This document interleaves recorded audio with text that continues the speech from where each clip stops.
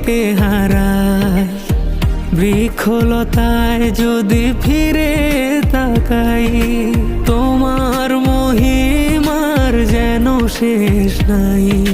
হৃদয়টা নেচে ওঠে আলহামদুলিল্লাহ,